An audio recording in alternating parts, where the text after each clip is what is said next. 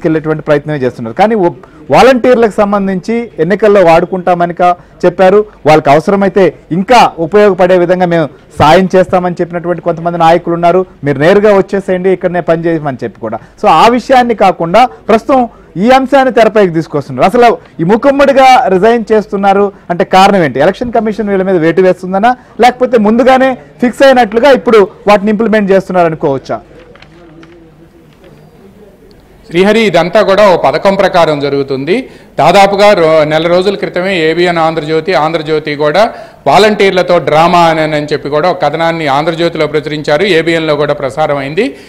దాదాపుగా వారం రోజుల క్రితం కూడా వాలంటీర్లతో రాజీనామా చేయించి వీళ్ళంతా కూడా ఎన్నికల్లో వాళ్ళతో పనిచేయించుకునే విధంగా, ఎందుకంటే వీళ్ళు ఒక్కొక్కళ్ళు కూడా 50 ఏళ్లకి గ్రామాల్లో వీళ్ళంతా కూడా పర్యవేక్షిస్తున్నారు. వాళ్ళ ఇంట్లో ఎవరు ఏ పార్టీ తరఫున ఓటేస్తారు అనేది కూడా వాళ్ళందరికీ యాంటిసిడెంట్స్ కూడా తెలుసు. కాబట్టి వాళ్ళని ఎన్నికల్లో ఉపయోగించుకుంటే తమకు ఉపయోగకరంగా ఉంటుంది అని చెప్పి మీరు రాజీనామా చేసి రండి, మీకు అక్కడ వచ్చేది 5,000, మేము 25,000 ఇస్తామని చెప్పి కూడా చాలా మంది వాళ్ళకి ఆఫర్లు ఇచ్చారు. అదేవిధంగా వాళ్ళందరికీ గిఫ్ట్లు కూడా ఇచ్చారు. మనం ఏబిఎన్లోనే కూడా ఇవన్నీ కూడా ప్రసారం చేశాం. అయితే వీళ్ళందరినీ కూడా రాజీనామా చేయాలి అని చెప్పి ఇప్పుడు ఎవరైతే వైసీపీ తరఫున పోటీ చేస్తున్నారో అభ్యర్థులు వాళ్ళంతా కూడా ఒత్తిడి తీసుకొస్తున్నారు. నిన్న ఒక్క మచిలీపట్నం అసెంబ్లీ నియోజకవర్గం పరిధిలోనే 875 మంది వాలంటీర్లు ఉంటే వాళ్ళలో 400 మందితో రాజీనామా చేయించారు. అయితే మిగతా నియోజకవర్గాల్లో కూడా రాజీనామా చేయమంటే వాళ్ళంతా కూడా ఎదురు తిరుగుతున్నారు. ఎందుకు అని అంటే తెలుగుదేశం అధికారంలోకి వచ్చినా, కూటమి అధికారంలోకి వచ్చినా కూడా మమ్మల్ని అందరినీ కంటిన్యూ చేస్తాము, మీరు ఒక పార్టీకి అనుకూలంగా ఉండకపోతే మిమ్మల్ని అందరినీ కంటిన్యూ చేస్తామని చెప్పి టీడీపీ అధినేత చంద్రబాబు చెప్పడం, అదేవిధంగా పవన్ కళ్యాణ్ కూడా ప్రకటించడంతో తాము రిజైన్ చేయాల్సిన అవసరం లేదు అని చెప్తున్నారు. ఒకవేళ ఈ ప్రభుత్వం రాకపోతే వాళ్ళు వచ్చి మమ్మల్ని పక్కన పెడతారు, వాళ్ళ పార్టీకి అనుకూలంగా ఉండే వాళ్ళు వాళ్ళని అపాయింట్ చేస్తారు అని చెప్పి కూడా చాలామంది రాజీనామా చేయటం లేదు.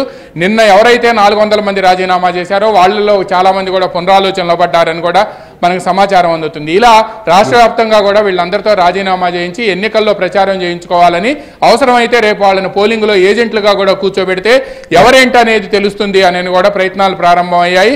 దీన్నంతటినీ కూడా ఏబిఎన్ ఆంధ్రజ్యోతి ముందుగానే పసిగట్టి ఈ వాలంటీర్లతో డ్రామా ఆడిస్తున్నారని చెప్పింది. ఏబిఎన్లో కూడా వారం రోజుల క్రితం మరో కథనం కూడా ప్రసారం అయింది. ఎందుకంటే వీళ్ళందరితో కూడా ఇవన్నీ చేయిస్తున్నారు, వీళ్ళందరితో రాజీనామా చేయించి వాళ్ళ అవసరాల కోసం ఉపయోగించుకునేందుకు ప్రయత్నం చేస్తున్నారు. వీళ్ళకి వచ్చేది 5,000 కానీ మేము 20 నుంచి 25,000 ఇస్తామని చెప్పి వీళ్ళందరినీ కూడా ప్రలోభపెడుతున్నారు. వీళ్ళ గిఫ్ట్లు కూడా ఇస్తున్నారు అని కూడా ఏబిఎన్ సచిత్రంగా కథనాలను ప్రసారం చేసింది. ఇప్పుడు అదే జరుగుతుంది, కానీ వాలంటీర్లు మాత్రం ఎదురు తిరుగుతున్నారు.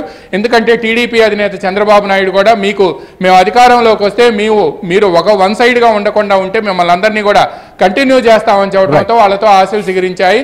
అందుకనే చాలా మంది రాజీనామా చేసేందుకు కూడా ఇప్పుడు ఎదురు తిరుగుతున్నారు. చేసిన వాళ్ళు కూడా పునరాలోచనలో పడ్డారనేది మనకు సమాచారం అందుతుంది. ఎవరైతే వైసీపీ కరడుగట్టిన వాలంటీర్లు ఉన్నారో వాళ్ళు మాత్రమే ముందుకు వస్తున్నారు అనేది కూడా మనకు సమాచారం అందుతుంది. పైగా ఎవరైతే అధికార పార్టీకి అనుకూలంగా ప్రచారం చేస్తున్నారో వాళ్ళపై ప్రజాప్రాతినిధ్య చట్టం రిప్రజెంటేటివ్ ఆఫ్ పీపుల్స్ యాక్ట్ ప్రకారం కూడా వాళ్ళందరి మీద క్రిమినల్ కేసులు నమోదు చేస్తుండటంతో చాలా మంది వాలంటీర్లు కూడా వెనక్కి తగ్గారు.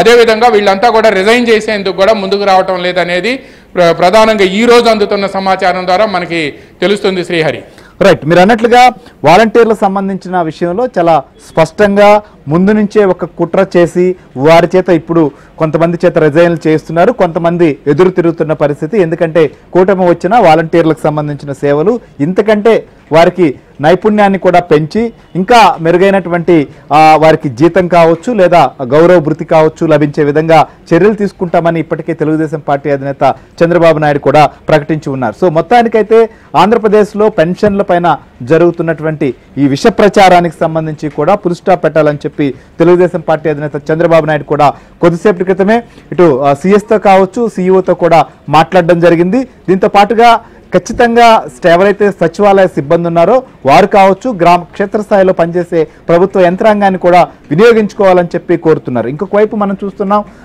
ఈ ఏదైతే తప్పుడు ప్రచారాలను కూడా బ్రేక్ వేయాలని చెప్పి తెలుగుదేశం పార్టీ నాయకులు డిమాండ్ చేస్తున్నారు. ఒకవేళ రేపటి నుంచి ఇంటింటికి పెన్షన్ కూడా పంచకపోతే ఖచ్చితంగా ఆందోళన చేసేందుకు సిద్ధమవుతున్నటువంటి పరిస్థితి.